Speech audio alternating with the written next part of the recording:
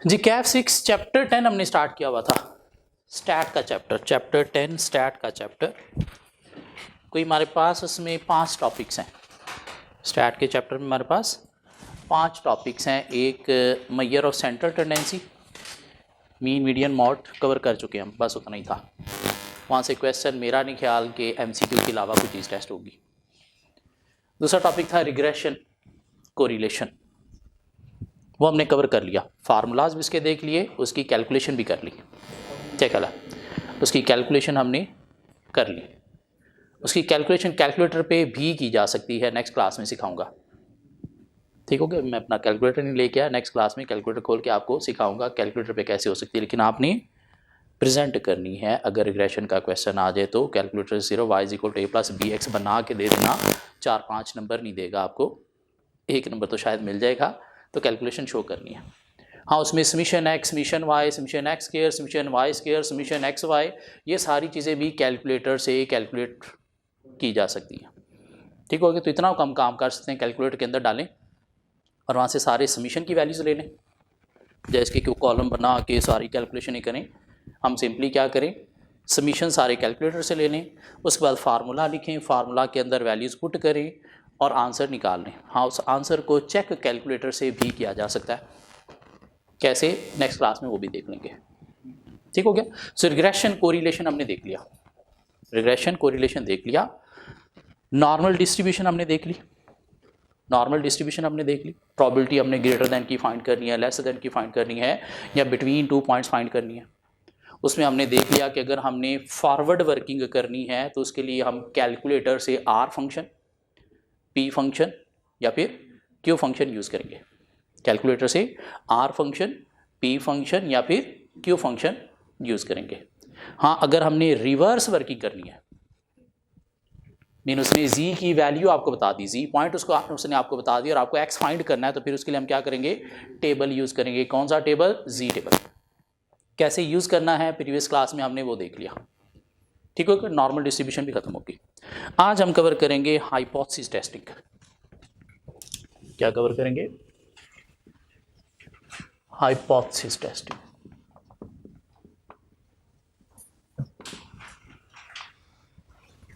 जिसके अंदर कोई 2 डिस्ट्रीब्यूशन है, एक z डिस्ट्रीब्यूशन है, एक t डिस्ट्रीब्यूशन है और एक काई स्क्वायर डिस्ट्रीब्यूशन है। मीन 3 डिस्ट्रीब्यूशन है और ये 3 डिस्ट्रीब्यूशन कवर करने के बाद हमारा स्टैट का चैप्टर खत्म। Mean measure of central tendency इसके अंदर एक टॉपिक, दूसरा नॉर्मल डिस्ट्रीब्यूशन, तीसरा रिग्रेशन कोरिलेशन और चौथा हाइपोथेसिस टेस्टिंग, जिसके अंदर z t डिस्ट्रीब्यूशन भी है और साथ काई स्क्वायर डिस्ट्रीब्यूशन भी है। ठीक है, उसके बाद खत्म हो जाएगा। सो हाइपोथेसिस टेस्टिंग में जाने से पहले थोड़ा सा मैं आप लोगों को प्रीवियस नॉर्मल डिस्ट्रीब्यूशन रिवाइज करवाना चाह रहा हूँ। तो इस तरह का हमने बेल शेप कर्व बनाना सीखा था नॉर्मल डिस्ट्रीब्यूशन में, जो कि सिमेट्रिकल कर्व होता है। इसके सेंटर में mean median mode mean average होती है, क्या कहलाए, और पूरा कर्व जो है इसका एरिया इक्वल टू 1 होता है। इस पूरे कर्व का एरिया इक्वल टू 1 होता है। ये 0.5 एरिया है, ये 0.5 एरिया है। ठीक हो गया, सिमेट्रिकल है, मीन पूरा एरिया इक्वल टू 1 है। ये 0.5 एरिया, ये 0.5 एरिया है। ये पॉजिटिव एरिया होता है और ये नेगेटिव एरिया होता है। मीन को फिगर अगर आपने प्लॉट करनी तो पॉजिटिव फिगर इस साइड पे प्लॉट की जाएंगी, नेगेटिव फिगर्स लेफ्ट साइड पे प्लॉट की जाएंगी। ठीक हो गया। अब फिर हमने देखा था कि अगर हमने कोई प्रोबेबिलिटी फाइंड करनी है ग्रेटर देन की, प्रोबेबिलिटी फाइंड करनी है ग्रेटर देन की, तो उस सूरत में हम क्या यूज करते थे, आर फंक्शन यूज करते थे। और आर फंक्शन जब यूज करना है, ग्रेटर देन का साइन है, तो हमने क्या करना है, इस साइड पे प्लॉटिंग करनी है। ठीक हो गया। अगर हमने प्रोबेबिलिटी फाइंड करनी है लेसर देन की, तो उस सूरत में हम क्या करते थे, पी फंक्शन जो है वो यूज करते हैं। और जब लेसर देन की आपने प्लॉटिंग करनी है तो वो इस साइड पे करनी है। ठीक हो गया। और अगर किसी पॉइंट से आपने सेंटर की तरफ जाना है, क्या कहलाया, इन बिटवीन हम यूज़ करते थे, तो क्या यूज़ करते थे, क्यू फंक्शन यूज़ करते थे। मीन यहाँ पे 2 वैल्यूज़ आ गई तो हम क्या करते थे, क्यू फंक्शन यूज़ करते थे। अगर ग्रेटर देन प्रोबेबिलिटी फाइंड करनी है तो फिर R function, lesser than probability find करनी है तो फिर पी फंक्शन। ठीक हो गया। और यहाँ से क्या हमें पता चला, कि जो ग्रेटर देन वाली चीज़ें हैं वो राइट साइड पे आया करेंगी, उनकी प्लॉटिंग यहाँ पे हुआ करेगी, और जो लेसर देन वाली हैं उनकी प्लॉटिंग लेफ्ट साइड पे हुआ करेगी। ठीक हो गया? बस इतनी सी बात। अब आ जाते हैं हम अपनी हाइपोथेसिस टेस्टिंग। हाइपोथेसिस टेस्टिंग का मतलब क्या है? हाइपोथेसिस टेस्टिंग का मतलब क्या है कि हमें टेस्ट करना है क्लेम किसका, किसी बंदे का, किसी बिजनेस का, किसी कंपनी का। मीन क्यों यूज होता है hypothesis testing? To test a claim of any business। Normally किसका होता है? किसी बिजनेस का क्लेम जो है, हाँ किसी बंदे का क्लेम भी हो सकता है, लेकिन मेनली किसी बिजनेस का क्लेम है। वो क्लेम को टेस्ट करने के लिए हम क्या करते हैं? हाइपोथेसिस टेस्टिंग यूज करते हैं। एक बिजनेस क्लेम करता है जी कि मैं ये चीज इतनी बनाता हूं। एक बिजनेस क्लेम करता है कि मैं ये चीज़ इतनी बनाता हूँ और मेरा कॉन्फिडेंस लेवल है कितना, 99% कि मैं ये चीज़ ऐसी बनाता हूँ, इतनी बनाता हूँ। तो हमने देखना है कि वाकई ही ये जो बिज़नेस का क्लेम है ये ठीक है या नहीं। तो उसके लिए हम क्या यूज़ करेंगे? हाइपोथेसिस टेस्टिंग यूज़ करेंगे। ठीक हो गया? कैसे यूज़ करेंगे? हाइपोथेसिस टेस्टिंग के कुछ स्टेप्स हैं जो हमें फॉलो करना होंगे। किसी भी बिज़नेस के क्लेम को टेस्ट करने के लिए हमें क्या करना पड़ेगा? कुछ स्टेप्स फॉलो करना होंगे। क्या स्टेप्स हैं? आइए देखते हैं।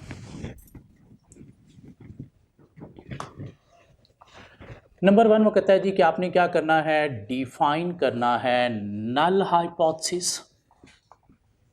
क्या डिफाइन करना है?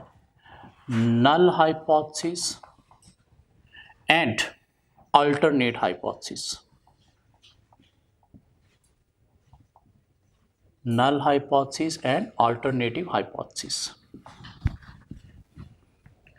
नल हाइपोथेसिस जो है इसको डोनेट किया जाता है किससे? H0 से, और अल्टरनेट हाइपोथेसिस को डोनेट किया जाता है H1 से। नल हाइपोथेसिस क्या है? H0, और अल्टरनेटिव हाइपोथेसिस को किससे डोनेट किया जाता है? H1 से। ठीक हो गया? नल हाइपोथेसिस है क्या?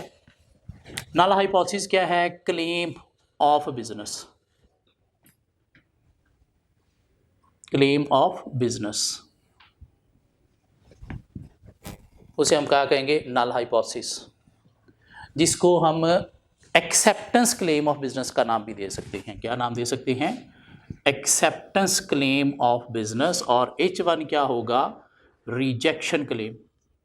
H1 क्या होगा? Rejection claim. Acceptance claim and rejection claim. Suppose एक बिजनेस है, रिसर्च बिजनेस है, उसने रिसर्च करके कहा कि पाकिस्तान में 70% लोग जो हैं वो एंड्रॉयड फ़ोन यूज़ करते हैं। ठीक है? क्लेम है रिसर्च बिजनेस का कि 70% लोग जो है वो क्या करते हैं? एंड्रॉयड यूज़ करते हैं। एटलीस्ट 70% लोग जो है वो एंड्रॉयड फ़ोन यूज़ करते हैं। एटलीस्ट 70% लोग एंड्रॉयड फ़ोन यूज़ करते हैं। दिस मीन ये क्लेम क्या हो गया? Greater than or equal to 70% लोग एंड्रॉयड फ़ोन यूज़ करते हैं। एटलीस्ट का मतलब क्या है? कम अज़ कम इतने। दिस मीन इसके इक्वल या इससे ज़्यादा लोग क्या करते हैं? एंड्रॉयड फ़ोन यूज़ करते हैं। तो ये क्या होगा? हमारा नल हाइपोथेसिस। क्या होगा? Greater than or equal to 70%। क्या कहला? तो इसके अगेंस्ट क्या होगा? Lesser than 70%। वो क्या होगा? हमारा अल्टरनेटिव हाइपोथेसिस, जिसको हम नाम क्या देंगे? रिजेक्शन क्लेम का। मीन इस क्लेम के अगेंस्ट जो रिजेक्शन है वो क्या है? Alternate hypothesis. और जो बिजनेस का क्लेम है जिसको हम टेस्ट करने जा रहे हैं उसे क्या नाम दिया जाता है? अल्टरनेट हाइपोथेसिस, नल हाइपोथेसिस का। सो हाइपोथेसिस टेस्टिंग क्यों यूज होता है? किसी बिजनेस के क्लेम को टेस्ट करने के लिए। लाइक एक रिसर्च बिजनेस है जो कहता है जी एटलीस्ट 70% लोग जो है वो क्या करते हैं? एंड्रॉयड फ़ोन यूज़ करते हैं। तो हमने इसे टेस्ट करना है तो क्या करेंगे? सबसे पहले हम डिफाइन करेंगे नल हाइपोथेसिस, जिसको H0 से डिनोट किया जाएगा, और वो है क्या? Acceptance claim of business. At least 70% का मतलब क्या हुआ? Greater than or equal to 70%। तो अल्टरनेट हाइपोथेसिस क्या होगा? उसके अगेंस्ट। मीन इस क्लेम की रिजेक्शन कहां पे हो सकती है? लेस देन 70% पे। ये बात समझ आती है? कैसे? अभी कैलकुलेट करेंगे। नंबर टू कहता है जी आपने क्या करना है, आपने डिसाइड करना है क्या सिग्निफिकेंस लेवल, क्या डिसाइड करना है सिग्निफिकेंस लेवल। सिग्निफिकेंस लेवल में क्या होती हैं, दो चीजें होती हैं, एक होता है कॉन्फिडेंस लेवल, और दूसरा होता है significance level. Confidence level and significance level. ये जो सिग्निफिकेंस लेवल है इसको डिनोट किया जाता है अल्फा से, तो कॉन्फिडेंस लेवल को किस चीज से डिनोट करेंगे, 1 माइनस अल्फा से। Significance level and confidence level. ये कॉन्फिडेंस लेवल क्या है, एक बिजनेस ने, रिसर्च बिजनेस ने क्लेम किया कि एटलीस्ट 70% लोग क्या करते हैं, एंड्रॉयड फोन यूज करते हैं। क्या ख्याल है, तो ये उसका लेवल है। कॉन्फिडेंस लेवल क्या है, उसके क्लेम का लेवल है। मीन इसे हम क्या नाम देंगे कि ये क्या है, क्लेम है या क्लेम की एक्सेप्टेंस है। और ये नॉर्मली कितना होता है, अबाउट 95%। नॉर्मली कितना होता है confidence level, about 95%। Mean claim acceptance आप इसे कह सकते हो। मीन क्लेम की एक्सेप्टेंस का जो लेवल है उसे हम क्या नाम देंगे, कॉन्फिडेंस लेवल। तो सिग्निफिकेंस लेवल फिर क्या हुआ, क्लेम की रिजेक्शन का लेवल, क्लेम रिजेक्शन लेवल। और अगर कॉन्फिडेंस लेवल 95% है तो सिग्निफिकेंस लेवल कितना होगा, 5%। 5% क्यों, टोटल 100% है। क्या ख्याल है, तो सिग्निफिकेंस लेवल को हम किससे डिनोट करते हैं, अल्फा से। तो कॉन्फिडेंस लेवल क्या होगा, 1 माइनस अल्फा। 5% क्या है, 0.05, तो 1 में से उसे माइनस करेंगे बाकी ये बन जाएगा 0.95। मीन 95% क्या होगा कॉन्फिडेंस लेवल, और 5% क्या बन जाएगा, सिग्निफिकेंस लेवल। और ये बहुत इंपॉर्टेंट है हमारे लिए, बहुत इंपॉर्टेंट है ये। क्यों, हमने वो बेल शेप डायग्राम जो है उसके अंदर ये सिग्निफिकेंस लेवल जो है वो यूज़ करना है अपना आंसर निकालने के लिए। तो सबसे पहले आपने क्या करना है, डिफाइन करना है नल हाइपोथेसिस और अल्टरनेट हाइपोथेसिस। नल हाइपोथेसिस क्या है, बिजनेस का जो क्लेम है एटलीस्ट 70% लोग क्या करते हैं, एंड्रॉयड फ़ोन यूज़ करते हैं। तो नल हाइपोथेसिस क्या होगा, greater than or equal to 70%। Alternate hypothesis क्या होगा, जब नल डिफाइन हो जाएगा तो उसका उल्ट, अगर वो greater than or equal to 70% है तो ये क्या होगा, लेस देन 70%। उसके बाद हम क्या करेंगे, सिग्निफिकेंस लेवल डिफाइन करेंगे। अब क्वेश्चन के अंदर ये हमें दिया होगा, आइदर सिग्निफिकेंस लेवल दिया होगा या फिर कॉन्फिडेंस लेवल दिया होगा, तो हम उसे क्या करेंगे, 100 में से माइनस करेंगे तो बाकी क्या आ जाएगा, सिग्निफिकेंस लेवल। नंबर 3 कहते हैं जी आपने आइडेंटिफाई करनी है डिस्ट्रीब्यूशन। क्या आइडेंटिफाई करनी है, डिस्ट्रीब्यूशन। कि कौन सी डिस्ट्रीब्यूशन यहां पे यूज होगी, आइदर जी डिस्ट्रीब्यूशन यूज होगी और टी डिस्ट्रीब्यूशन यूज होगी। आइदर जी डिस्ट्रीब्यूशन यूज होगी या फिर टी डिस्ट्रीब्यूशन यूज होगी। ये कैसे आइडेंटिफाई करनी है, उसके लिए कुछ रूल्स हैं, जी डिस्ट्रीब्यूशन की अगर हम बात करें, जी डिस्ट्रीब्यूशन की अगर हम बात करें तो उसका फार्मूला है X bar minus mu divided by standard deviation over N under root. Z distribution का फार्मूला है क्या, X bar minus mu over standard deviation population का divided by N under root. X bar क्या होगा, sample का mean, mu क्या होगा, population का मीन, सिग्मा क्या होगा, पॉपुलेशन का स्टैंडर्ड डेविएशन, और एन क्या होगा, सैंपल साइज। ये बात समझ आती है, क्या ख्याल है। इसका फार्मूला है जी डिस्ट्रीब्यूशन का। टी डिस्ट्रीब्यूशन का जो फार्मूला है वो है X bar minus mu over standard deviation over N under root. Mean T distribution में क्या यूज होगा, सैंपल का स्टैंडर्ड डेविएशन। टी डिस्ट्रीब्यूशन में क्या यूज होगा, सैंपल का स्टैंडर्ड डेविएशन, जबकि जी डिस्ट्रीब्यूशन में क्या यूज होगा, पॉपुलेशन का स्टैंडर्ड डेविएशन।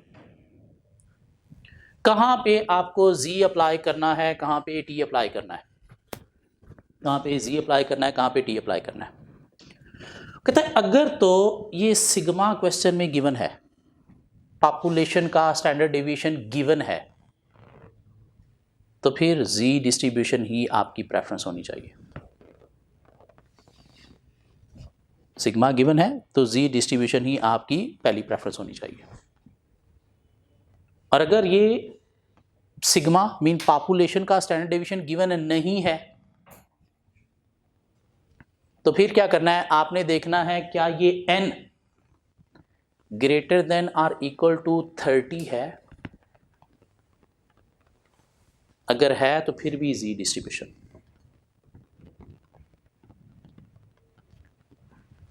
कहां पे जी डिस्ट्रीब्यूशन, यहां पे सिग्मा मीन पॉपुलेशन का स्टैंडर्ड डेविएशन गिवन है तो जी डिस्ट्रीब्यूशन। और अगर ये गिवन नहीं है तो फिर क्या देखना है, क्या n greater than or equal to 30 है तो फिर भी Z distribution.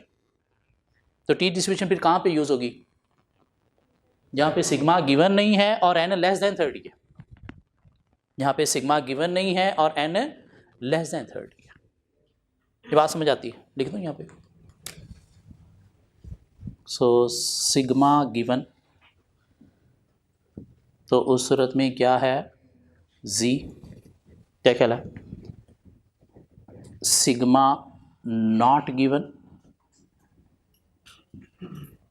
Plus n greater than or equal to 30, तो उस सूरत में भी क्या है, जी डिस्ट्रीब्यूशन।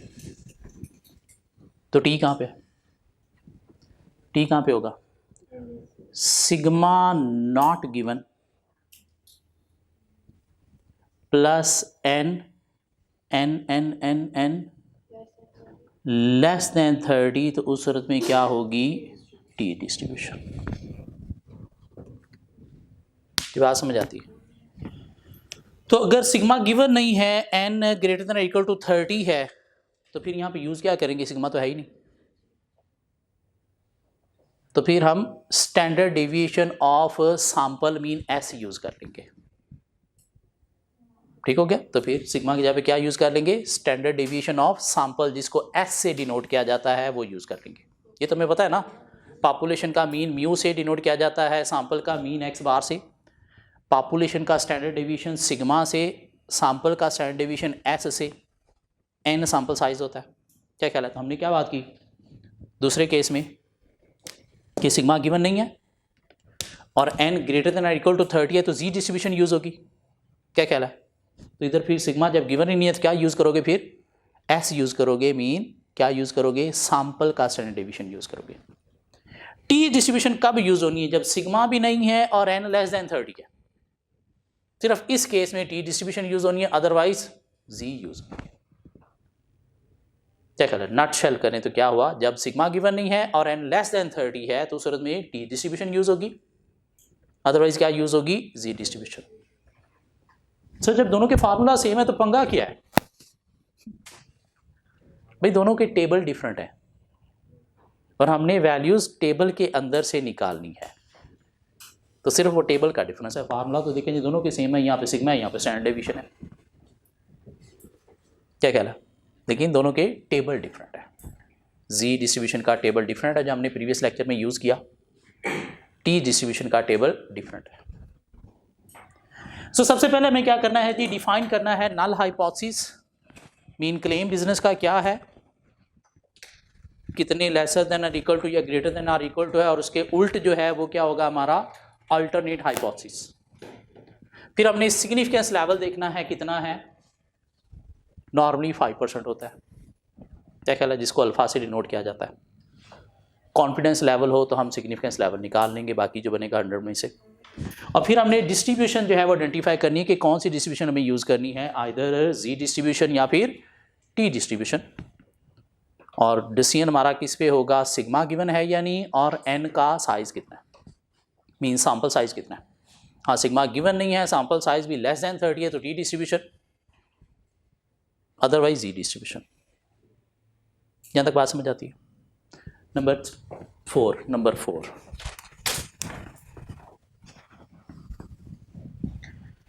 सो नंबर 4 हमने क्या करना है जी, हमने परफॉर्म करना है टेस्ट स्टेटिस्टिक्स। टेस्ट स्टेटिस्टिक्स क्या परफॉर्म करना है? टेस्ट स्टेटिस्टिक्स मीन हमने कैलकुलेट करना है क्या जी डिस्ट्रीब्यूशन या T distribution according to formula. Test statistics का मतलब क्या है? कैलकुलेट जी और T distribution.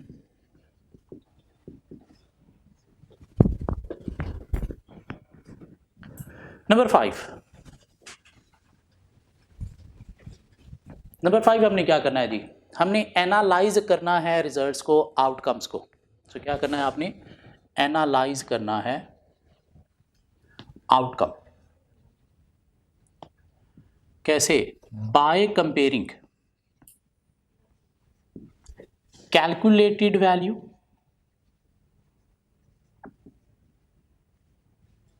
And tabulated value.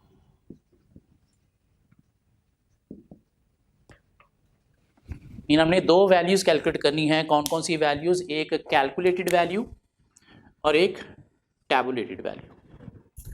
Calculated value क्या है? जो आप यहाँ पे जी की वैल्यू फाइंड करोगे या टी की वैल्यू फाइंड करोगे इस फार्मूला के अकॉर्डिंगली, वो क्या है? Calculated value. टैबुलेटेड वैल्यू क्या है? आप कर्व, बेल शेप कर्व जो है, डायाग्राम जो है, इसके अंदर से आप टैबुलेटेड वैल्यू टेबल को देखते हुए निकालोगे by using significance level. By using significance level. और नंबर 6 आपने क्या करना है? कंक्लूड रिजल्ट कि आइदर वो जो कंपनी का क्लेम है वो ठीक है, मीन इच नॉट एक्सेप्टेड है, या फिर इच नॉट रिजेक्टेड है। सो हाइपोथेसिस टेस्टिंग है क्या? किसी बिजनेस का, किसी पर्सन का क्लेम जो है उसे टेस्ट करने के लिए हम यूज़ करते हैं हाइपोथेसिस टेस्टिंग। नॉर्मली किसी बिजनेस का क्लेम ही होता है। ठीक हो गया? बिजनेस ने कहा जी, रिसर्च बिजनेस ने कहा जी कि 70% एटलीस्ट 70% लोग एंड्रॉयड फ़ोन यूज़ करते हैं। तो हमने इसको टेस्ट परफॉर्म करना है। अब कैसे टेस्ट परफॉर्म करेंगे? पास लोगों से इन्फॉर्मेशन लेंगे, भाई कौन सा फ़ोन यूज़ करता है, कौन सा फ़ोन यूज़ करता है, तो वहाँ से हमारे पास रिजल्ट आ जाएगा। या 100 का एग्जाम्पल लेके 100 लोगों को देखेंगे भाई कौन कौन सा फ़ोन यूज़ कर रहा है, तो उसमें से पता चल जाएगा इधर 70% इससे कम यूज़ कर रहे हैं या इससे ज़्यादा यूज़ कर रहे हैं। क्या ख्याल है? तो वो जो सैम्पल है वो क्या है? एन होगा। वो जो 100 का हमारे पास रिजल्ट आया उसका कोई मीन भी होगा, उसका कोई स्टैंडर्ड डेविएशन भी होगा। क्या ख्याल है? पॉपुलेशन का भी कोई मीन या स्टैंडर्ड डेविएशन होगा। तो फार्मूला में हम पुट करेंगे तो जी की वैल्यू निकल आएगी और एंड पे हम देख लेंगे कि आइदर ये एच नॉट कंपनी का क्लेम ठीक है या नहीं है। लेकिन कैसे? ये हमें 6 स्टेप्स फॉलो करना पड़ेंगे। नंबर 1 हमें null hypothesis mean acceptance claim और अल्टरनेट हाइपोथेसिस रिजेक्शन क्लेम देखना पड़ेगा। सिग्निफिकेंस लेवल हमें देखना पड़ेगा, जिसमें कंपनी जिसका क्लेम है वो क्या होता है? कॉन्फिडेंस लेवल नॉर्मली 95% होता है, 99% भी हो सकता है, 94% भी हो सकता है, 90% भी हो सकता है। हमें क्या मेनली देखना है? सिग्निफिकेंस लेवल वो कितना है, जिसको अल्फा से डिनोट किया जाता है। इसे क्या नाम दिया जाता है? Rejection claim. क्यों? हमने क्या करना है? ये यूज़ करना होता है टैबुलेटेड वैल्यू में। ठीक हो गया? उसके बाद हमने क्या करना है जी? आइडेंटिफाई करनी डिस्ट्रीब्यूशन कौन सी है, जी है या टी है। आइडेंटिफाई करने के बाद हमने क्या करना है? जी या टी डिस्ट्रीब्यूशन की कैलकुलेशन करनी है डेटा के अकॉर्डिंगली। फिर हमने क्या करना है? ये कैलकुलेशन से हमारे पास आएगी कैलकुलेटेड वैल्यू, उसको हमने कंपेयर करना है टैबुलेटेड वैल्यू। टैबुलेटेड वैल्यू कैसे? उस डायग्राम से हम निकालेंगे, उसमें जी टेबल यूज़ करेंगे। जी टेबल को यूज़ करते हुए उस डायग्राम की हम वैल्यू निकालेंगे और फिर कंपेयर करते हुए हम आउटकम को एनालाइज करेंगे। क्या ख्याल है? कैसे एनालाइज करेंगे? देखेंगे कि आइदर एक्सेप्टेंस एरिया में आंसर आ रहा है क्लेम या फिर रिजेक्टेड एरिया में आ रहा है। कैसे हम आउटकम को देखेंगे? कैसे हम देखेंगे? एक्सेप्टेंस एरिया या फिर रिजेक्शन एरिया।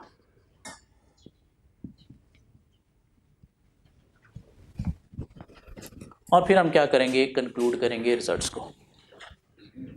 ये जो लेवल ऑफ सिग्निफिकेंस है ये होता है हमारा रिजेक्शन एरिया, और ये जो लेवल ऑफ कॉन्फिडेंस है ये होता है हमारा एक्सेप्टेंस एरिया। कैसे, अभी थोड़ी देर में देखते हैं, अभी सिर्फ लिख लो, जो क्वेश्चन करने के बाद आपको पता चलेगा हाँ ये बात ठीक थी। नल हाइपोथेसिस का ही जो लेवल है वो कॉन्फिडेंस लेवल है, और जो अल्टरनेट हाइपोथेसिस है वो क्या है, रिजेक्शन, तो उसका लेवल क्या होगा, significance level. Null hypothesis acceptance of null hypothesis acceptance of claim है, और कॉन्फिडेंस लेवल भी क्या है, एक्सेप्टेंस ऑफ क्लेम। कैसे भी देखते हैं, क्वेश्चन करते हैं। क्वेश्चन में क्वेश्चन नंबर 17 मिलेगा आपको, क्वेश्चन नंबर 17 मिलेगा।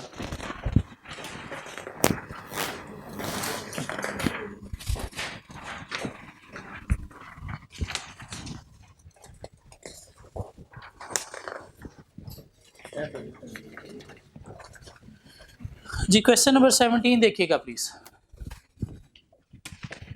क्वेश्चन नंबर 17 देखिएगा। बल्कि क्वेश्चन में जाने से पहले एक छोटी सी मेरे साथ ज़रा डिस्कशन करते हैं।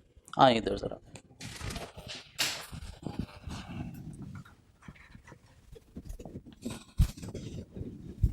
तो 2-3 छोटी छोटी एग्जांपल डिस्कस करते हैं। एग्जांपल 1,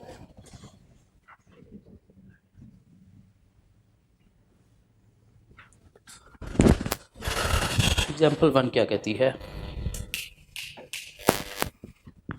एग्जाम्पल 1 कहती है जी, एक कंपनी कह रही है कि car fuel tank,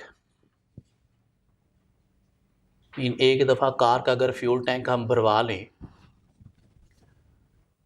run at least 1000 kilometre on average.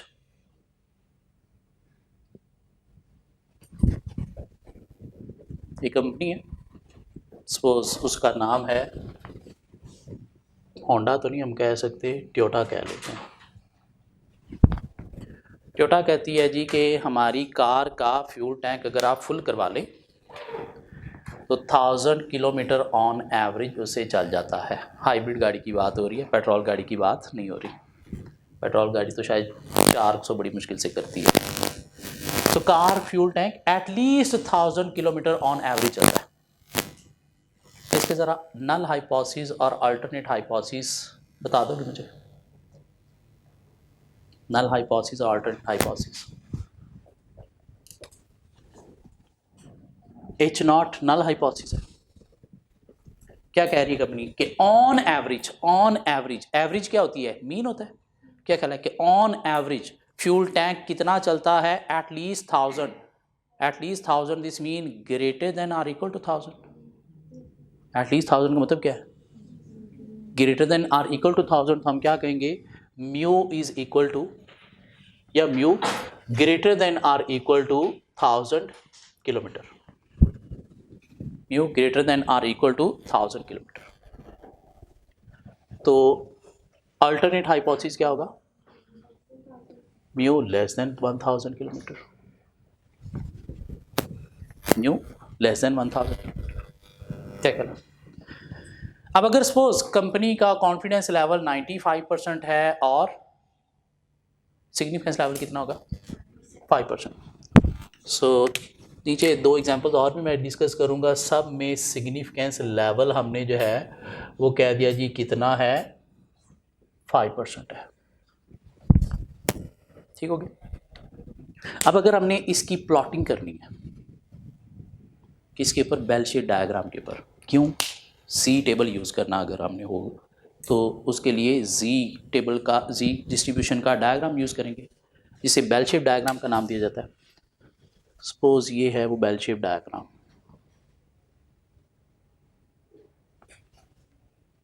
Sidhi line. इसके बीच में ये होता है मीन। 50% एरिया इधर होता है, 50% एरिया इधर होता है। ठीक हो गया। सिग्निफिकेंस लेवल कितना है? 5%।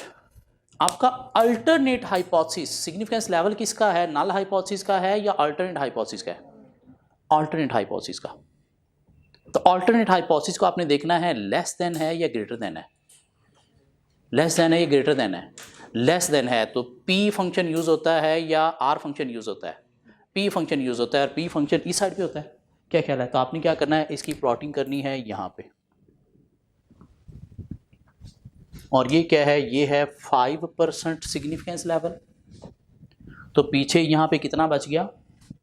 45%। और इधर कितना है? 50%। यहाँ तक बात समझ आती है? तो इसे हम इस तरह से प्लॉटिंग करेंगे कि इसके ऊपर बेल शेप कर्व के ऊपर। मीन सिंपल एक एग्जांपल थी हमारे पास कि एक कंपनी का क्लेम है, इसका टोयोटा का, कि हमारी car at least 1000 kilometre on average चलती है, ऑन एवरेज चलती है। तो इसका नल हाइपोथेसिस, अल्टरनेट हाइपोथेसिस कैसे लिखा जाएगा? ऐसे लिखा जाएगा। और अगर बेल शेप कर्व के ऊपर हमने प्लॉटिंग करनी है तो लेस देन है तो लेफ्ट साइड पे, ग्रेटर देन होता अल्टरनेट हाइपोथेसिस तो राइट साइड पे। लेस देन है तो लेफ्ट साइड पे। क्यों? लेस देन पी फंक्शन और पी इधर होता है, और ग्रेटर देन क्या होता था? आर फंक्शन और आर किधर होता था? इधर होता था। तो फिर हम प्लॉटिंग यहाँ पे करेंगे। अगर ये ग्रेटर देन 5% होता तो फिर यहाँ पे प्लॉटिंग करते हैं। ये 45% और ये सारा का सारा 50% बचता है। यहाँ तक बात समझ आती है? एग्जाम्पल 2 लिखें। एग्जाम्पल 2 लिखें। इसके अंदर ये हमारा क्या है? ये वाला एक्सेप्टेंस एरिया है। क्या ख्याल है? एक्सेप्टेंस एरिया है ये सारा का सारा। 95% कॉन्फिडेंस लेवल। ये सारा का सारा एरिया क्या है? 95% कॉन्फिडेंस लेवल। और ये 5% क्या हो गया? Rejection area. ये क्या है? Rejection area. तो अगर एग्जामिनर कहे कि आप एक्सेप्टेंस और रिजेक्शन एरिया शेड करें तो भी आप कर सकते हैं, शेड कर सकते हैं। क्या ख्याल है? ये सारा का सारा क्या है? रेड क्या होता है? खतरा, रिजेक्शन एरिया। एक एग्जाम्पल 2 लिखें प्लीज। एग्जाम्पल 2 लिखें। Car fuel tank maximum run 1000 kilometre on average. Example 2।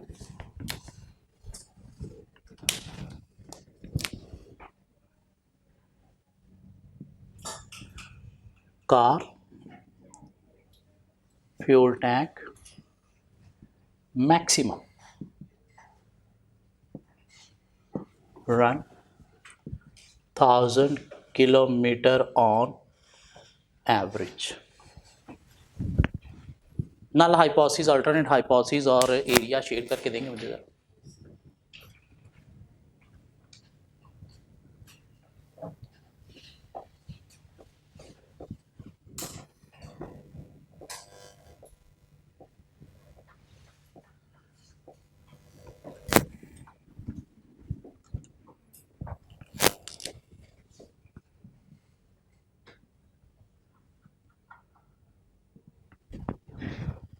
क्या बनेगा नल हाइपोथेसिस? मैक्सिमम मीन इतना या इससे नीचे ही चलेगा तो हम क्या कहेंगे? Mu is lesser than or equal to 1000 kilometre. तो H1 क्या हो गया? Mu greater than 1000 kilometre. अब इसकी अगर हम प्लॉटिंग करने की तरफ जाएं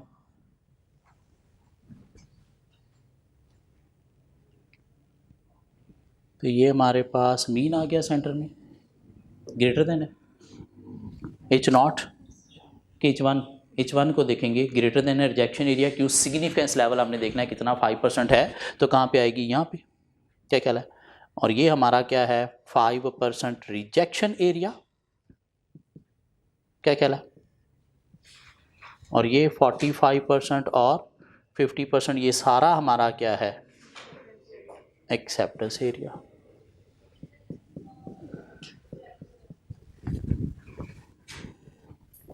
ठीक हो गया।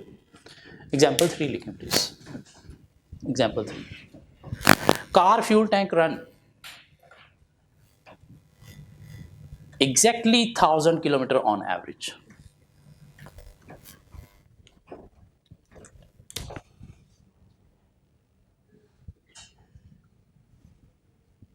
Car fuel tank run exactly 1000 kilometer on average. What is H naught and H1? Mu is equal to 1000 kilometre, क्या ख्याल है? तो ये क्या बन जाएगा, mu not equal to 1000 kilometre.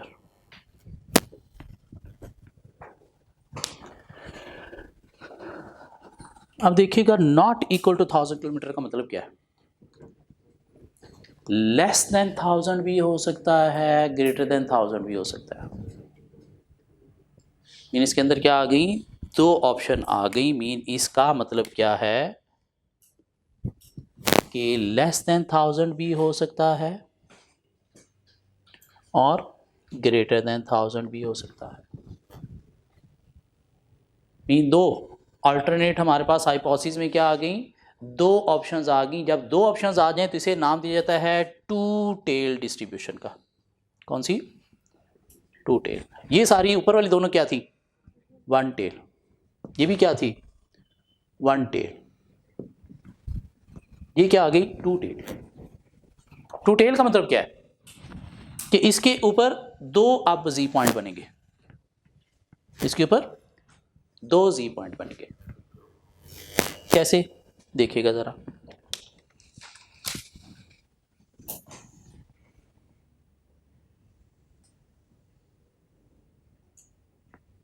ये बीच में हमारे पास जीरो मीन मीन है। अब इस केस में मुझे बताइएगा, 1 माइनस अल्फ़ा जो है वो कितना है, 95% है। अल्फ़ा कितना है, 5% है। और जब टू टेल आ गई तो आपने क्या करना है, अल्फ़ा बाय 2 निकालना है, जो कितना आ गया, 2.5%। लेसर देन भी और ग्रेटर देन भी, क्या कहला है? तो लेसर देन भी कितना होगा, 2.5%, और ग्रेटर देन भी कितना होगा, 2.5%।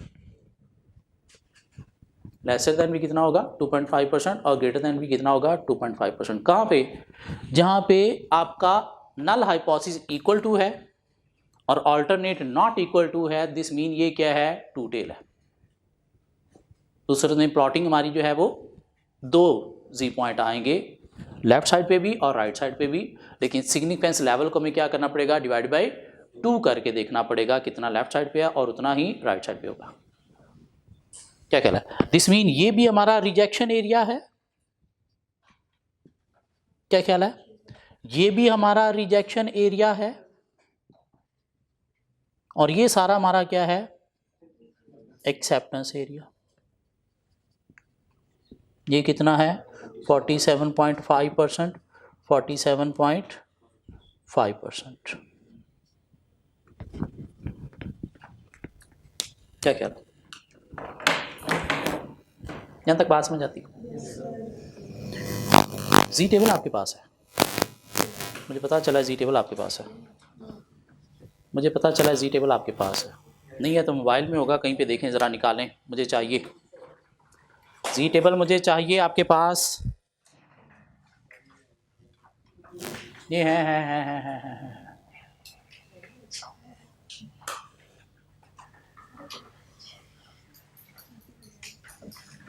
जी टेबल आपको मिल गया, जी टेबल मिल गया। अब हमने क्या करना है, इस केस में ये पॉइंट आइडेंटिफाई करना है। क्या है इस केस में ये पॉइंट, इस केस में ये पॉइंट, और इन केस में ये दो पॉइंट आइडेंटिफाई करने क्या क्या, कैसे आइडेंटिफाई करेंगे, देखिएगा जरा। रिजेक्शन एरिया था कितना, 5%।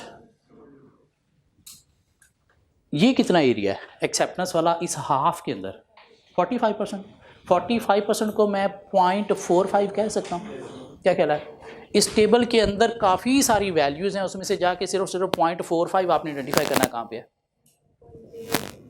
0.45 कहाँ पे है? 0.4505 कहीं पे मिले रहा है शायद, 0.45 क्या बन रही है वैल्यू? 1.65 दिस मीन यहाँ पे जी पॉइंट क्या है? 1.65।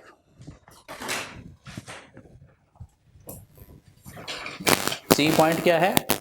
1.65। ये हमें क्यों करना पड़ेगा? ये जो टेबुलेटेड वैल्यू थी ये निकालने के लिए, कैलकुलेटेड वैल्यू तो फार्मूला से निकालेंगे, क्या ख्याल है? टेबुलेटेड वैल्यू निकालने के लिए हमें क्या करना पड़ेगा? देखना है रिजेक्शन एरिया कितना है, सिग्निफिकेंस लेवल कितना है, 5% है, तो ये पीछे कितना बच गया? 45%, क्या ख्याल है? तो हमने क्या करना है? 0.45 टेबल में जाकर देखना है और उसका देखना है रो कौन सी है 1.6 और कॉलम कौन सा है 0.05, तो हमने मिलाया तो क्या बन गया? 1.65। ठीक हो गया? अब इसमें बताइएगा मुझे, इसमें भी वही आएगा, क्या ख्याल है? 0.45 है तो इधर भी क्या आएगा? 1.65। लेकिन ये पॉजिटिव है, इसके इस तरफ वाला एरिया नेगेटिव होता है तो इसे हम क्या लिखेंगे? -1.65। क्यों? राइट साइड पॉजिटिव होती है, लेफ्ट साइड क्या होती है? नेगेटिव, क्या ख्याल है? तो इसमें तो ठीक है पॉजिटिव 1.65 है, लेकिन इसमें जो वैल्यू आएगी उसे हम साथ क्या सिंबल लगाएंगे? कौन सा? नेगेटिव का, माइनस का। ये बात समझ आती है? इसमें हाफ एरिया को देखना है, पूरा नहीं, हाफ एरिया को देखना है, कोई भी एक हाफ एरिया देख लें और वो क्या है? 0.475। 0.475 देखिएगा कहीं पे है 0.475, 0.475, 1.96 में पूरा पूरा ही मिल रहा है, पूरा पूरा मिल रहा है 1.96 में। दिस मीन इधर तो हम लिख देंगे 1.96 पॉजिटिव, तो इधर क्या लिखेंगे? -1.96। क्या ख्याल है? इस एग्जाम्पल से हम क्या देख रहे हैं कि टैबुलेटेड वैल्यू हमने कैसे निकालनी है। एग्जाम्पल से एक तो हम अपनी हाइपोथेसिस देख रहे हैं, नल अल्टरनेट कैसे बनाने हैं, दूसरा हम देख रहे हैं कि हमने टैबुलेटेड वैल्यू निकालने के लिए क्या करना है? बेल शेप कर्व को और जी टेबल को यूज़ करना है, और वो हम कैसे निकाल रहे हैं, सिर्फ वो सीखा हमने। यहाँ तक बात समझ आती? चलें आगे। हाँ है, लेकिन हमने हाफ में देखना होता है, जिस तरफ हमारा सिग्निफिकेंस लेवल है उसमें हाफ में देखना होता है, या तो फिर वो पूरा देख के उसमें से फिर हमें क्या करना पड़ेगा? 0.5 में से उसे माइनस करना पड़ेगा, ठीक है? लेकिन हम क्या कर रहे हैं? एरिया ही हाफ वाला देख रहे हैं, जिस तरफ टेल है सिर्फ उस वाला एरिया देख रहे हैं। अब आ जाए क्वेश्चन 17 में। ये क्वेश्चन में बताई होगी, ये क्वेश्चन में बताई होगी 1% भी हो सकती है, 6% भी हो सकती है, 10% भी हो सकती है, क्या ख्याल है? हम उसके अकॉर्डिंग भी देख लिया करेंगे कि अगर 10% है तो फिर रिमेनिंग क्या है? 40%, 0.40। 6% है तो रिमेनिंग क्या होगा? 44%, तो 0.44 देखेंगे, क्या ख्याल है? अभी करते हैं क्वेश्चन 17 में आ जाएं प्लीज़ आप, क्वेश्चन 17 में आ जाएं प्लीज़। क्वेश्चन 17 कहता है the percentage of Pakistan population who uses android phone is more than 75%, is no more than 75%. The percentage of Pakistan population, in examples में क्या थी? एवरेज, तो हम यूज कर रहे थे क्या? म्यू, और जब परसेंटेज आ जाए तो हम इसकी जगह पे क्या यूज करेंगे? प्रपोर्शन। मीन म्यू की जगह पे क्या लिख देंगे? सिर्फ प्रपोर्शन लिख देंगे। बात सिर्फ इतनी सी है, क्या ख्याल है? अगर एवरेज हो तो फिर म्यू मीन, और अगर पोर्शन है, परसेंटेज है, तो हम क्या यूज करेंगे? P mean proportion. So the percentage of Pakistan population who uses android phone is no more than 70%। मतलब क्या हुआ? 70% से कम या इसके इक्वल ही है, mean less than or equal to 70% है, less than or equal to 70% है, 75%। तो नल हाइपोथेसिस हमारा less than or equal to 75%, तो अल्टरनेट हाइपोथेसिस क्या बन जाएगा? Greater than 75%। A researcher disagree with the value and decide to survey 100 people, asking them if they use Android phone.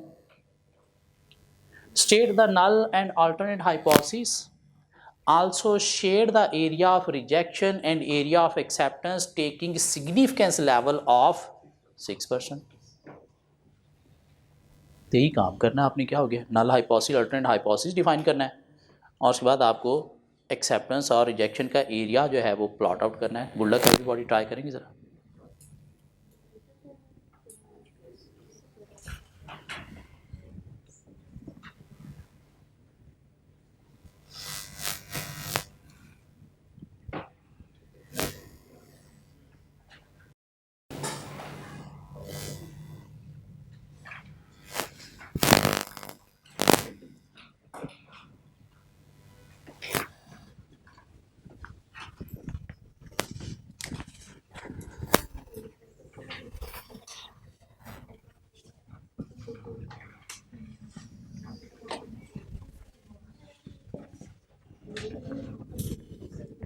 सो क्या बनेगा question 17 का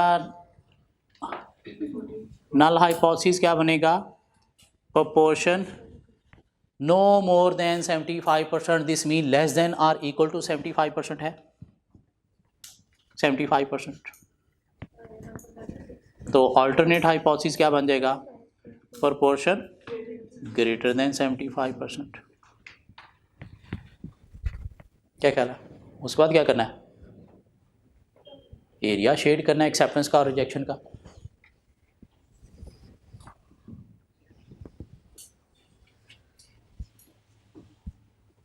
सेंटर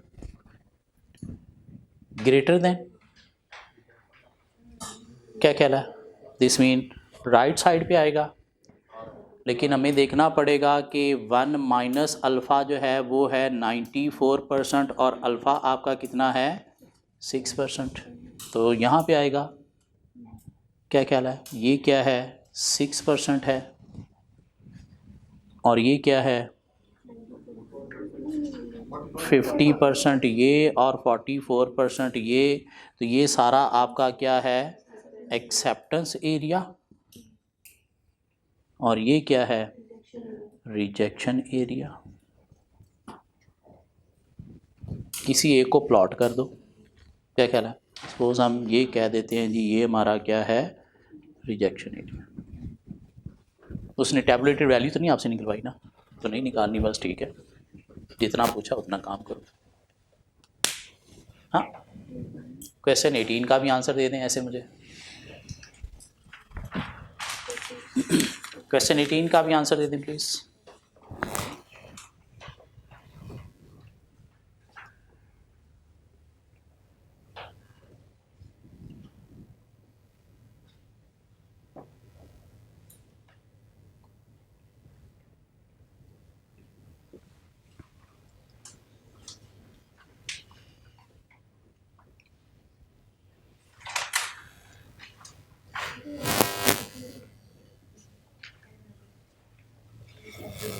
वन टेल है to tell है?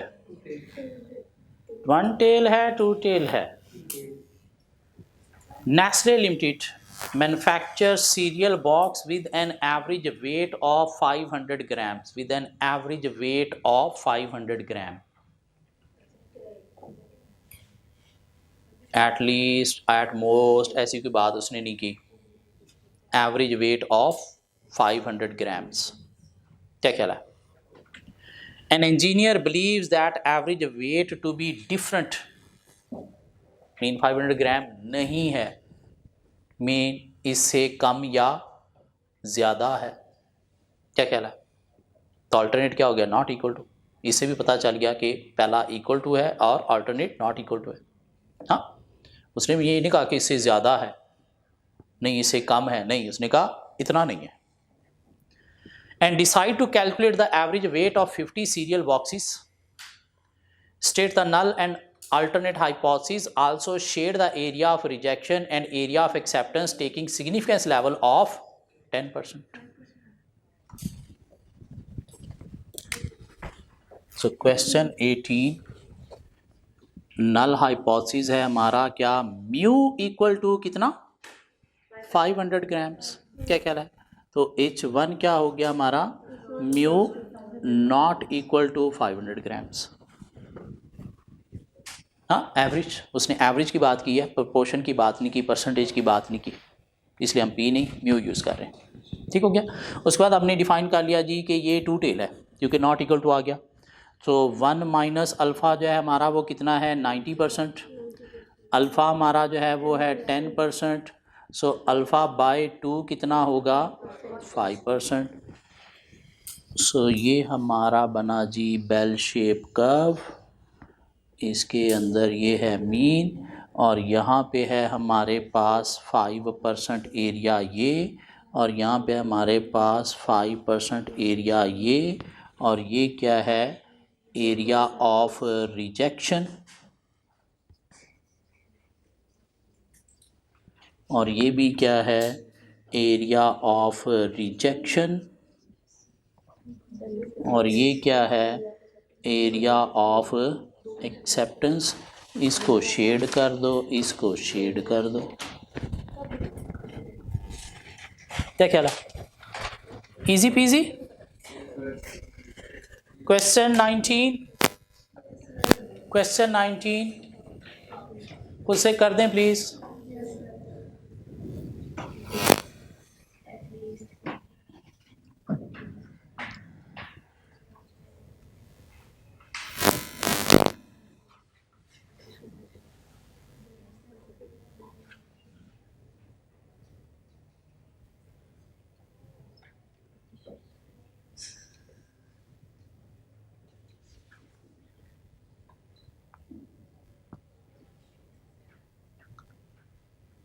Question 19, Mr. Naveed, the principal of college, believes that at least 80% of students will complete chartered accountancy। क्यों, बहुत अच्छा पढ़ा रहा है, उसने कहा हमारे कॉलेज में बहुत अच्छा पढ़ाया जाता है, तो एटलीस्ट 80% स्टूडेंट जो है वो सीए बन जाएंगे,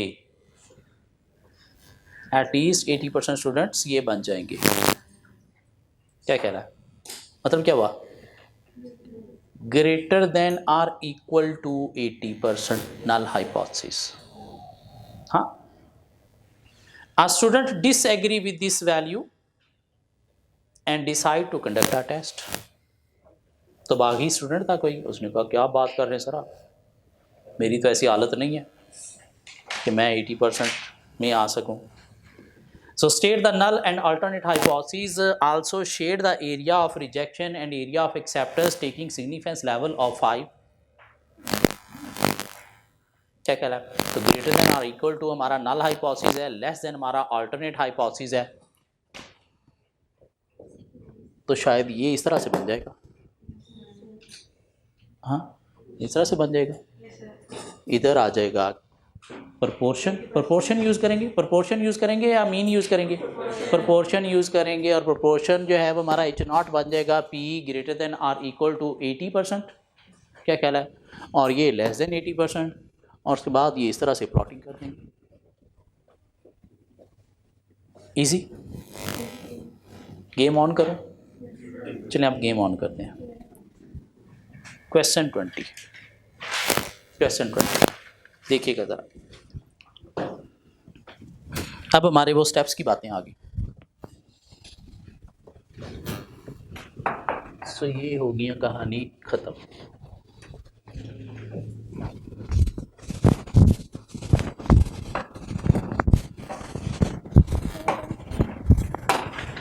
बी केयरफुल, ये हाइपोथेसिस टेस्टिंग इंपॉर्टेंट है, अगर क्वेश्चन आएगा तो रिग्रेशन और हाइपोथेसिस पे ही आएगा।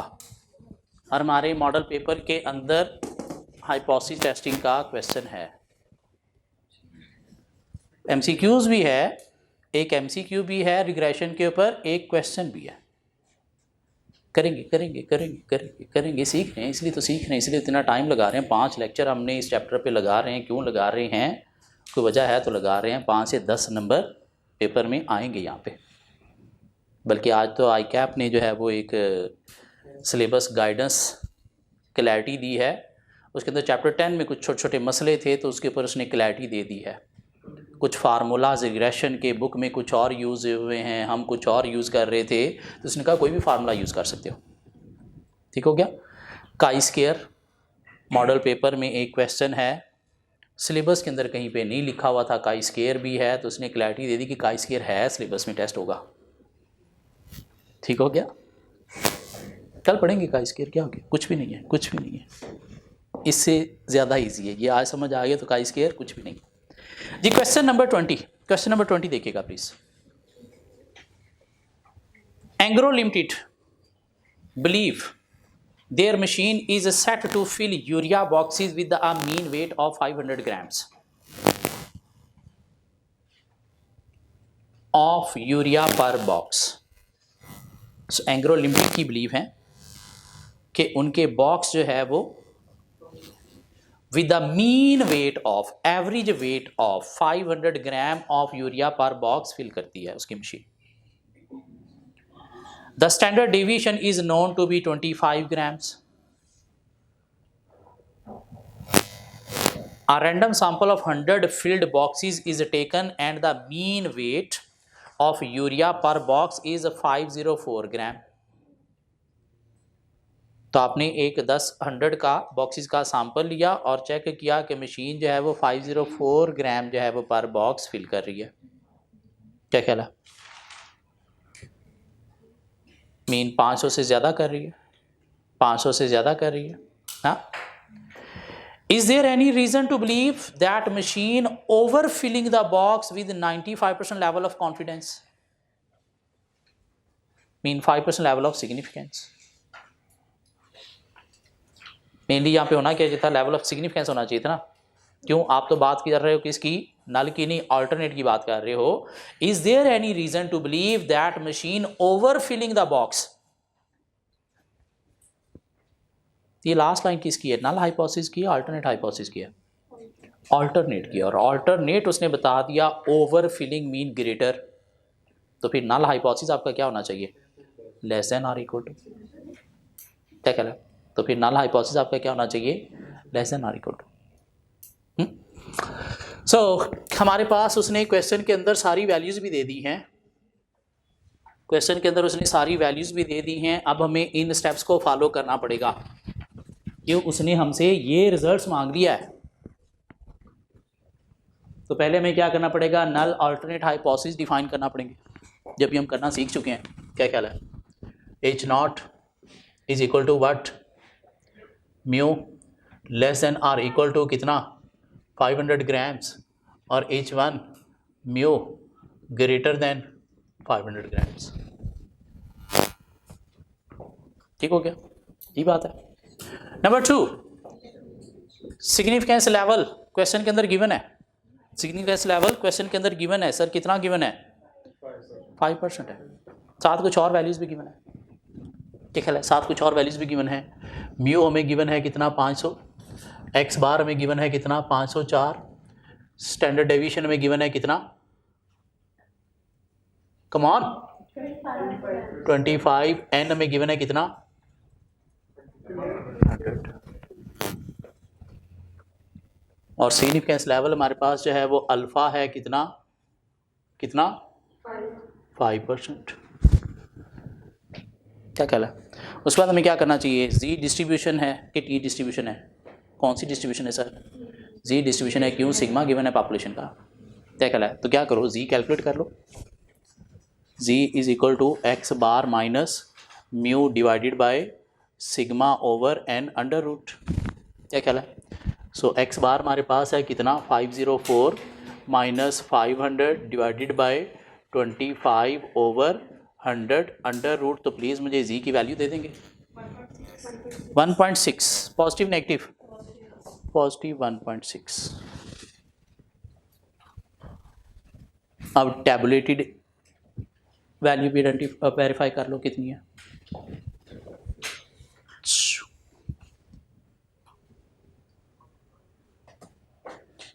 कर्व ऐसा ऐसा बनाना आ रहा है मुझे, आप लोग भी 5-6 बनाओगे तो बनाना आ जाएगा।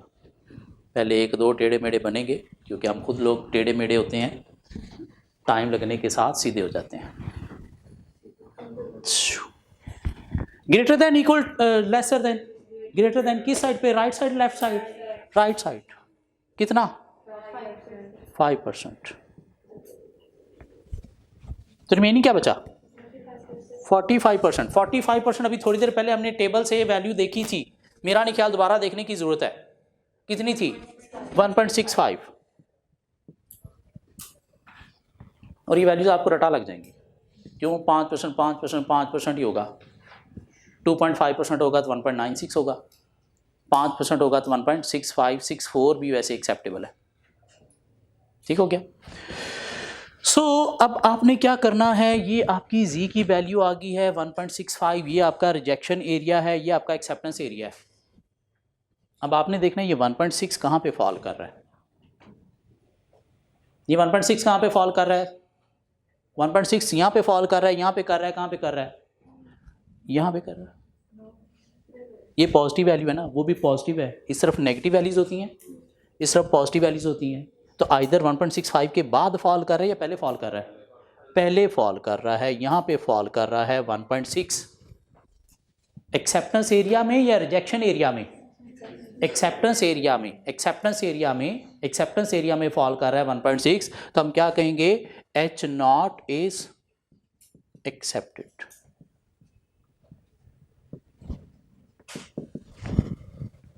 H0 is accepted. क्या ख्याल है, मतलब क्या हुआ, machine not overfilling the boxes.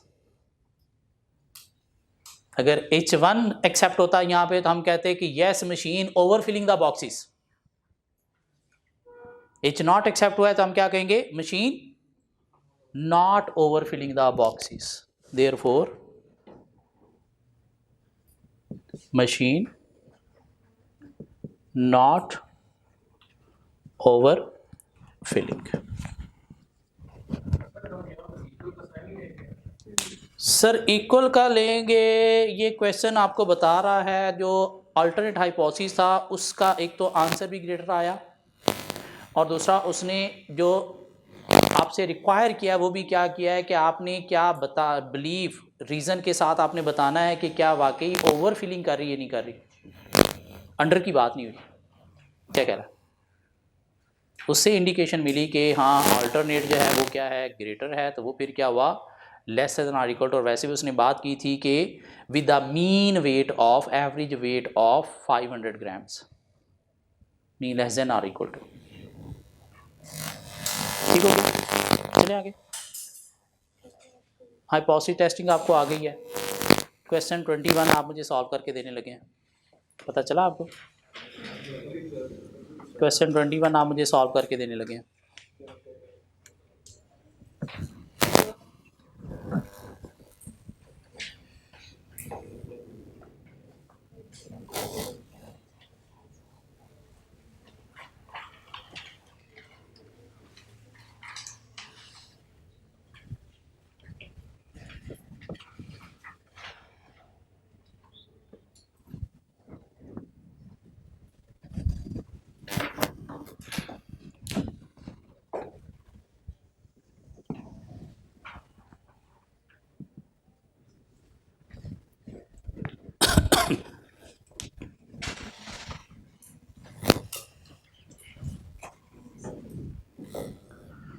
Question 21.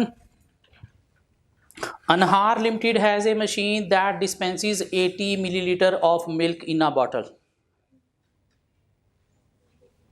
An employee believes that the average amount of milk is not 80 milliliter. वो कह रहा है कि इक्वल नहीं है, कंपनी का क्लेम है कि इक्वल है, लेस देन ग्रेटर देन की बात नहीं आई। क्या कह रहा है, so what is our null hypothesis, mu is equal to 80 milliliter, and what is alternate hypothesis, mu not equal to 80. This mean ये टू टेल डिस्ट्रीब्यूशन आ गई, टू टेल आ गई सर, क्या ख्याल है, ओके जी कैलकुलेट करते हैं। हाँ So using 40 sample he measures the average. So एक एम्प्लॉय जिसने कहा कि नहीं है तो he measures the average using 40 sample amount dispensed by the machine to be 78 milliliter. तो 40 n है, 78 क्या है, x बार है, और 2.5 क्या है, स्टैंडर्ड डिविएशन है। क्या ख्याल है किसका, पॉपुलेशन का या सैंपल का? सैंपल का। तो हमारे पास क्या है, म्यू जो है वो 80 है, एक्स बार जो है वो 78 है, और हमारे पास एस कितना है 2.5, और एन कितना है 40, और ग्रेटर देन चूँकि 30 है। आगे देखते हैं। State the null and alternate hypothesis at 5% confidence level. 5% confidence level नहीं, इसको प्लीज़ 95% कॉन्फिडेंस लेवल करें। इसको 95% कॉन्फिडेंस लेवल या 5% सिग्निफिकेंस लेवल कर लें। Is there enough evidence to support the idea that the machine is not working properly. तो आपने बताना है कि मशीन जो है वो प्रॉपरली वर्क कर रही है नहीं कर रही, मीन 80 मिलीलीटर ही डिस्पेंस कर रही है बोतल में या फिर नहीं कर रही। तो क्या करेंगे हम, जी कैलकुलेट करेंगे, डिस्ट्रीब्यूशन आइडेंटिफाई होगी, जी है, क्या ख्याल है, तो जी कैलकुलेट करेंगे। Z is equal to X bar minus mu over standard deviation over N under root. X bar 78 है, म्यू 80 है, स्टैंडर्ड डेविएशन 2.5 है, और इंटू अंडर रूट आपने डिवाइडेड बाय अंडर रूट कितने का लेना है 40 का। तो मुझे जी की वैल्यू बता देंगे, माइनस 5.606 माइनस 5.06। तो हम आगे कहाँ पे, अल्फ़ा कितना है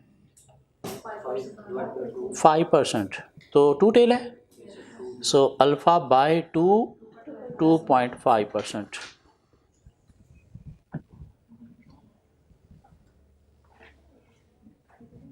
सो ये मीन आ गया आपका, इधर 2.5% एरिया आ गया और इधर 2.5% एरिया आ गया, तो बीच में 47.5%, 47.5%। तो टेबल से देखोगे जी पॉइंट कहाँ का, 47.5%, 0.475 कितना 1.96। इधर पॉजिटिव आ गया और इधर नेगेटिव आ गया, नेगेटिव आ गया। तो माइनस 5.06 इधर देखोगे, उस साइड पे देखोगे, उस साइड पे। अब मुझे बताना है यहाँ पे फॉल कर रहा है, यहाँ पे फॉल कर रहा है, बीच में जीरो है, बीच में जीरो है, तो कहाँ पे फॉल कर रहा है, माइनस 5.6 यहाँ पे फॉल कर रहा है। क्या कह रहा है, जीरो के बाद क्या आएगा, -1, -2, -3, -4, -5। हाँ, बात समझ आती है। Therefore, H naught is rejected. Mean machine not dispensing 80 milliliter in a bottle. Machine not dispensing 80 milliliter in a bottle. क्या कह रहा, बात समझ आती, चीज़ें पिक हो रही हैं। क्वेश्चन 22 का आंसर देने पर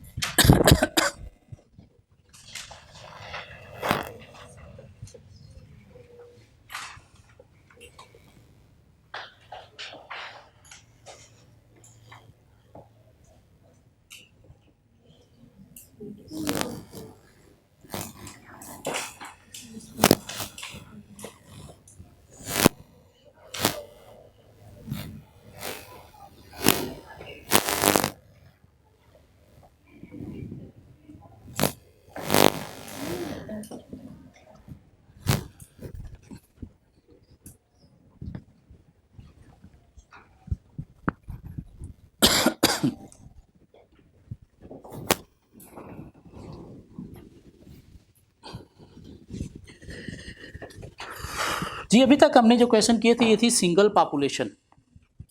अब क्वेश्चन में आ गई है डबल पॉपुलेशन। सिंगल पॉपुलेशन में जी का फार्मूला ये था, ये किस लिए था? सिंगल पॉपुलेशन के लिए। और अगर डबल पॉपुलेशन हो जाए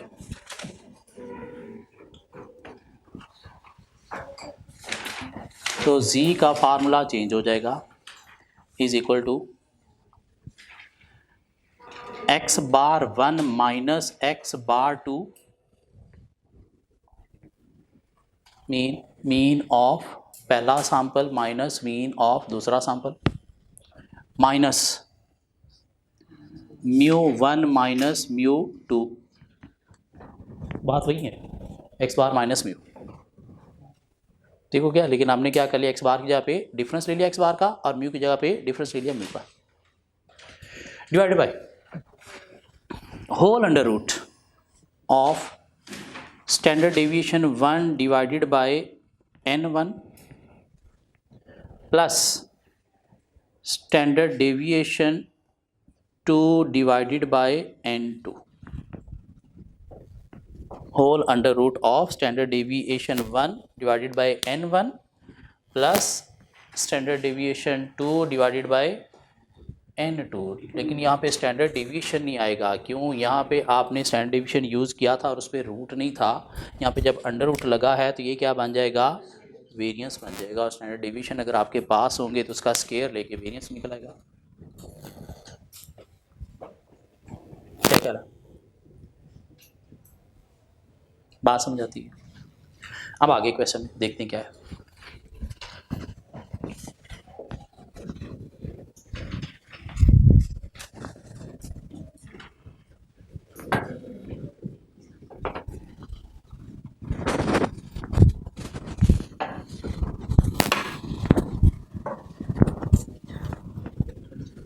सो क्वेश्चन नंबर है हमारे पास 22।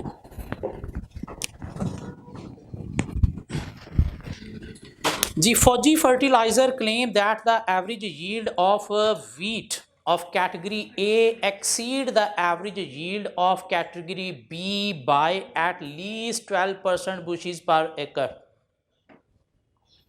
Fauji fertilizers की बिलीव हैं क्या कि एवरेज वीट कि average yield of category A wheat जो है वो ज़्यादा है, क्या ख्याल है, exceeds the average yield of category B by at least 12 bushels per एकड़।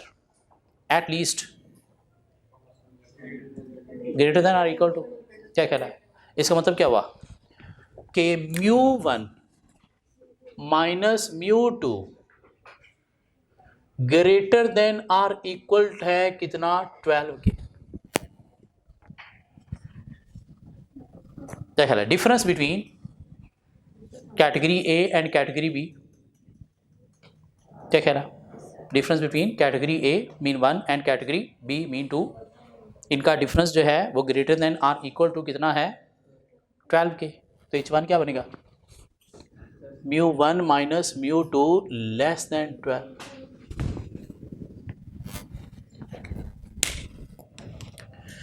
To test the claim, 50 acres of each category are planted and grown under similar conditions. Category A yielded on the average 86.7 bushels per acre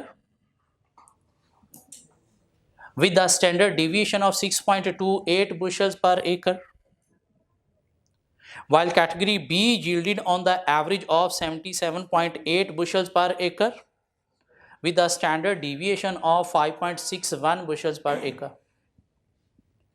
Required test the Fauji fertilizers claim at significant level of 1%। क्या कह रहा? तो question के अंदर से हमें कुछ values identify करना पड़ेंगी। हाँ, अब देखिएगा, x बार 1 गिवन है आपको, कितना, x बार 1 आपको गिवन है कितना, 86.7। स्टैंडर्ड डेविएशन 1 गिवन है आपको कितना, 6.28। हमने फार्मूला में स्टैंडर्ड डेविएशन लेना था, ये वेरिएंस लेना होता है। वेरिएंस लेना होता है तो आप इसका वेरिएंस ले लो, कितना बनेगा, क्यों फार्मूला में हमें वेरिएंस यूज़ करना है, स्टैंडर्ड डिवीजन यूज़ नहीं करना। कितना बनेगा 39.44। क्या कहला है n1 हमारे पास गिवन है कितना 50, x बार 2 गिवन है आपके पास 8, s2 गिवन है आपके पास 5.61। तो वेरिएंस ऑफ 2 ले लें 47। तो n2 भी गिवन है आपके पास 50, अल्फा भी गिवन है आपके पास कितना 1%। ठीक हो गया। सो क्या किया हमने, नल अल्टरनेट हाइपोथेसिस डिफाइन कर लिया, सिग्निफिकेंस लेवल हमने देख लिया। अब चलते हैं जी डिस्ट्रीब्यूशन टी डिस्ट्रीब्यूशन।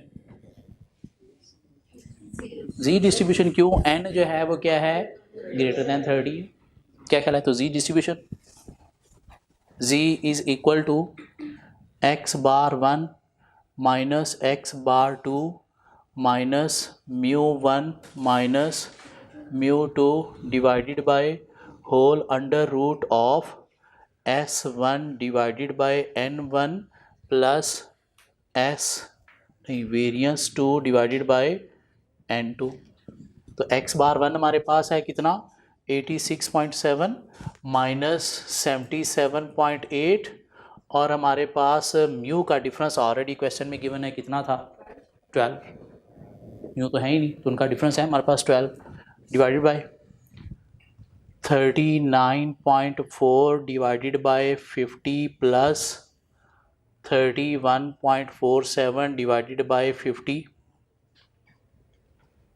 और इनका होल अंडर रूट। तुम्हारे आंसर मुझे प्लीज़ जी का दे दें कितना -2.6 आंसर आ रहा है, चेक कर लें भाई सब। z इज इक्वल टू -2.6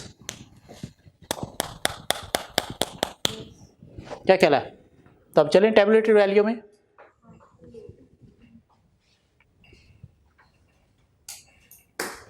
ये हमारे पास सेंटर आ गया less than greater than less than किस साइड पे लेफ्ट साइड पे कितना 1%। तो पीछे क्या बचा 49%। तो 0.490 टेबल में ढूंढें प्लीज, 0.490 टेबल में ढूंढें प्लीज। 0.490 हमें मिल रहा है जी 2.33 में, क्या ख्याल है 0.4901 है। सो 2.33 मैं यहाँ पे लिखूँगा तो पॉजिटिव लिखूँगा या नेगेटिव लिखूँगा। नेगेटिव लिखूँगा तो मुझे ये बता दें -2.6 एक्सेप्टेंस में आ रहा है या रिजेक्शन में आ रहा है। यहाँ पे आ रहा है -2.6। सो H0 is rejected।